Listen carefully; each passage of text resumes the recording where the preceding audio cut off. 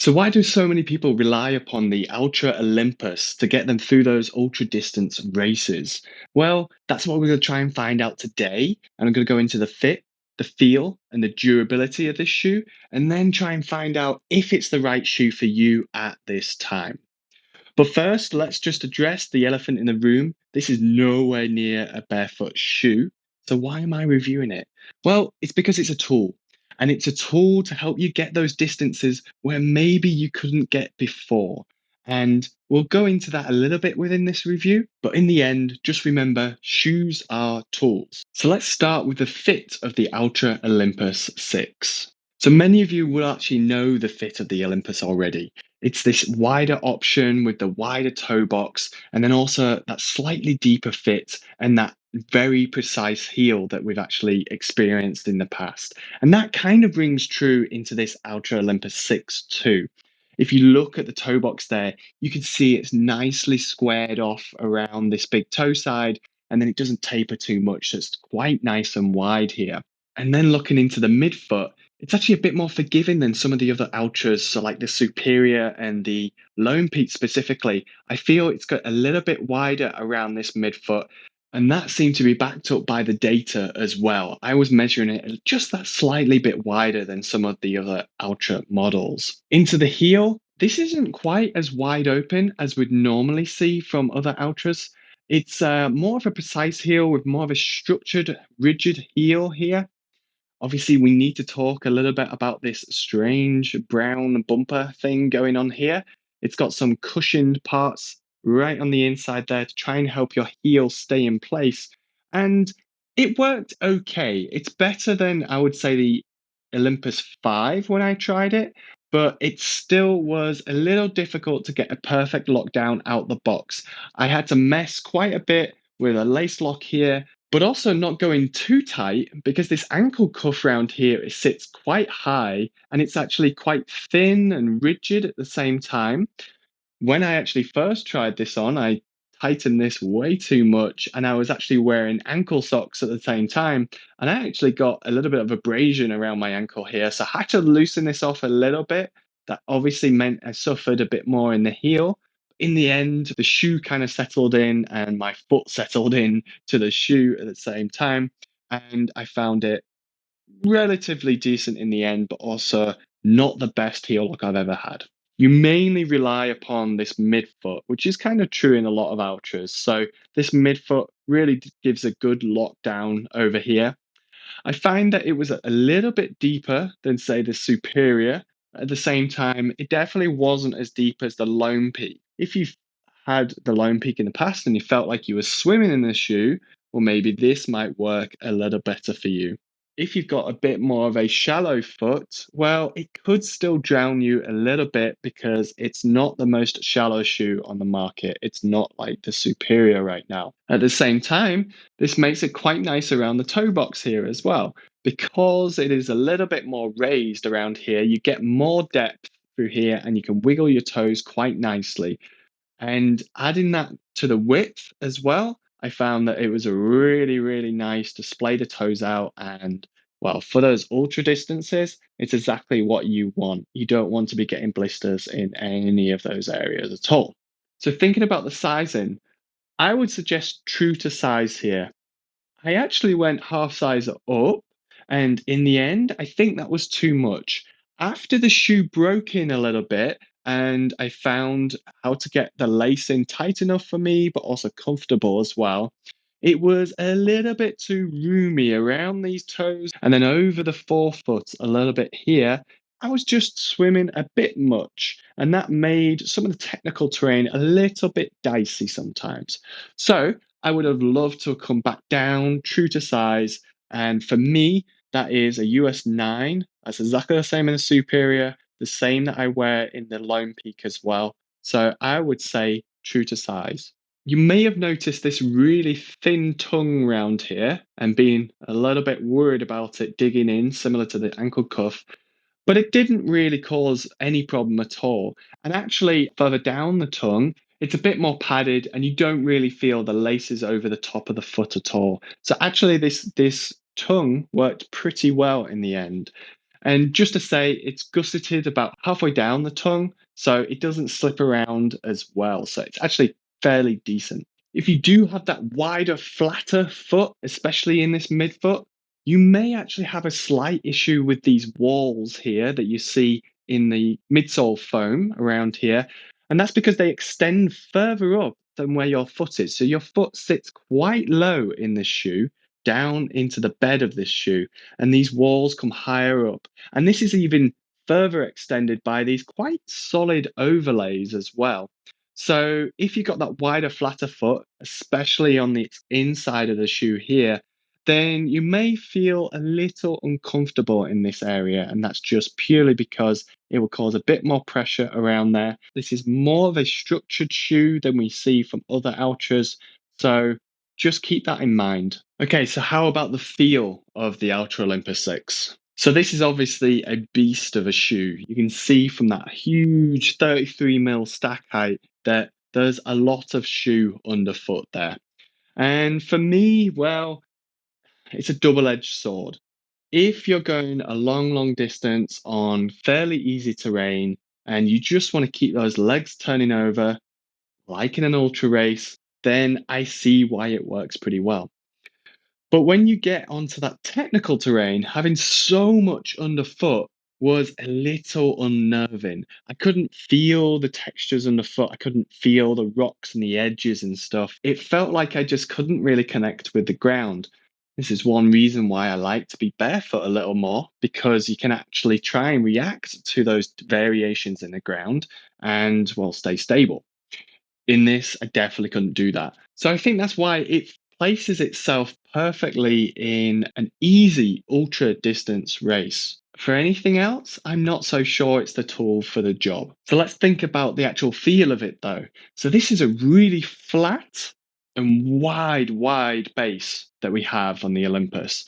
And this keeps this shoe really stable. As soon as your foot hits the floor, it's planted and it's corrected into this flatter position. I say corrected, that doesn't mean that that is the correct way to run or anything, or your correct way that your foot should be on the ground, but it's corrected in the sense that this provides a stability or stable option. It's classed as a neutral shoe, but that doesn't mean that it doesn't have any type of stability built into it. So I found when I was shuffling along in my ultra kind of style, then it kind of felt okay. You have this little taper towards the end here, which is kind of like a small rocker motion. And because you don't really have a long stride at that point, you kind of like touch the floor, flop down, and spring off. I'll say spring. It's more of a little roll off. And when I tried to pick up the speed, it kind of felt a little bit flat. And I think that's maybe because one, the weight of the shoe, and two, the profile of it as well. So, first of all, this US 9.5 comes in at 355 grams ish, which is a really, really heavy shoe. Having the weight on the end of your leg like that has been proven to be less efficient. So it makes sense why, if I was trying to pick up the speed, it just felt harder in general. And I think the other reason is this flatter base. It doesn't really lend itself to a nice foot motion. So, for example, my foot would bend all over the place if I was running barefoot.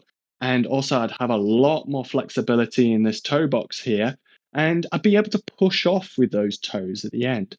This doesn't work like that. Because of the ramp up towards the end, you roll off the front instead.